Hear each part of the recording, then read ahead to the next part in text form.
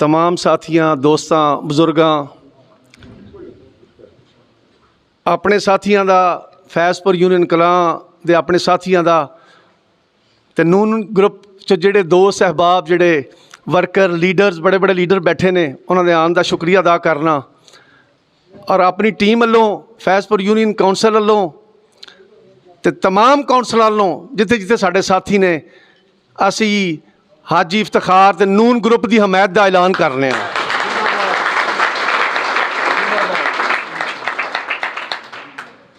क्योंकि साडा अपना घर है। बड़े दिनों तो मशावरत जारी सी, बहुत ज़्यादा प्रैशर सन। असां उन्होंने आख्या कि कल एक जलसा होया इत्थे मिडल स्कूल की ग्राउंड उन्होंने अध कुर्सियां ला के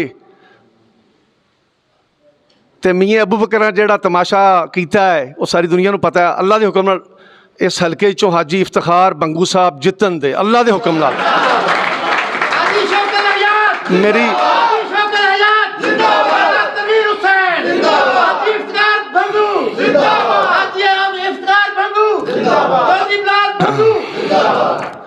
साढ़े ते बहुत ज़्यादा प्रैशर सी, तुहानूं पता है बहुत ज़्यादा प्रैशर सी, लेकिन असां पहले दिन तो ये फैसला किया, अपने साथियों नाल मशवरा किया। हाजी इफ्तिखार साहब ने 30 साल बाद अल्लाह ताला ने उन्होंने टिकट नवाजिया। पिछे टिकटां की बड़ी अफवाह चल रही सी कि टिकट किते उधर चला गया उधर चला गया। मैं ना जेडे भी सी वो भी भरा ने साडे, छीना ग्रुप भी साडा ही भरा, उन्होंने भी तुहानूं ही वोट देने ने, हाजी इफ्तिखार नूं ही वोट देने ने। अफजल विर्क साहब बैठे ने साडे नाल, चेयरमैन ने, ये भी कैंडिडेट सन, इन्होंने टिकट मिलता असी इन्हों की भी हमायत का ऐलान करदा। मियाँ क्या असा वोट नहीं सन देने। खलील साहब ने, मेरे साथी बजुर्ग हाजी इफ्तिखार साहब ने, चौधरी जुबैर साहब ने, मैं वो साथियों का नाम लान लगा जिन्हें बड़ी कोशिश की है सानू इस ग्रुप में लियाउण वास्ते, जिंदे चों मैं कोई ना भुल जावां तो माफ़ी दे देना। जिंदे चों शहबाज मरहबाला, चौधरी जुबैर कुक, चौधरी इकबाल, साडा साबका चेयरमैन रमज़ान भुट्टा साहब, हाजी असलम मशीनिया ईसन तो बेशुमार दोस्त ने, जिन्हें नूर का ग्रुप भी है साथी, और साडा शमाउन चेयरमैन वाबडा का, इन्हों भी बड़ा हिस्सा है।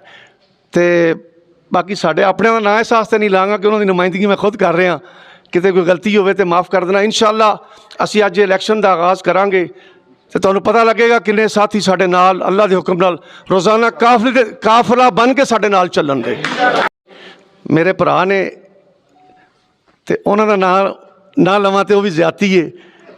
तो इंशाअल्लाह असी इस ते अपने चौधरी बरादरान जिहड़े ने साडे, चौधरी अनवर मरहूम की औलाद ते चौधरी सरवर मरहूम की औलाद का शुक्रिया अदा करना।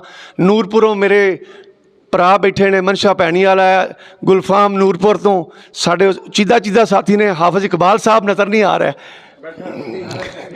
साडे, वो भरा कोई ना भुल जावां, खुर्रम बैठा है इतों, हाजी मुनीर साहब ने ठट्टे बामिया तो, मुहम्मद फौजी साहब ने, शरीफ मिस्त्री साहब साडे फतुल्ला सेहरा, ते बेशुमार चेहरे ने। इंशाअल्लाह असी अज आगाज़ कर रहे हैं अपने, हुण इलैक्शन जरा तगड़े होकर लड़िए, क्योंकि वह अजे कल्ले ही भजे फिरदे, उन्हें नहीं पता कि उधरों साडे जट ते अराई ते राजपूत जिहड़े ने टोटल इकट्ठे ने, अराई भी इकट्ठे ने। हाजी इफ्तिखार मुतफिका बरादरियां का कैंडिडेट अल्लाह के हुक्म दे नाल, और अल्लाह के हुक्म दे नाल जिहड़े दावे शरकपुर करते पे ने, इस दफ़ा शरकपुर की ओपोजिशन नहीं होएगी। यह जी टीम खड़ी है अल्लाह के हुक्म नाल, अल्लाह के हुक्म नाल एक एक वर्कर बन के हाजी इफ्तिखार का इलैक्शन लड़ेगा। अज उन्होंने एक जलसा सी नानडोगर, उन्होंने किसी ने जगह नहीं दी उत्थे नानडोगर जलसा करने वास्ते। मियाँ अबू बकर साहब उत्थे गए ने, तो अल्लाह के हुक्म नाल असीं कोई वड्डा दावा नहीं करते, जिन्ना कोई हिस्सा पाया गया तुहानूं पता, जिहड़ा फैसला असीं कर लिए उन तो असीं कदी फिरे नहीं। तो असीं इस चीज़ा मशावरत जारी सी।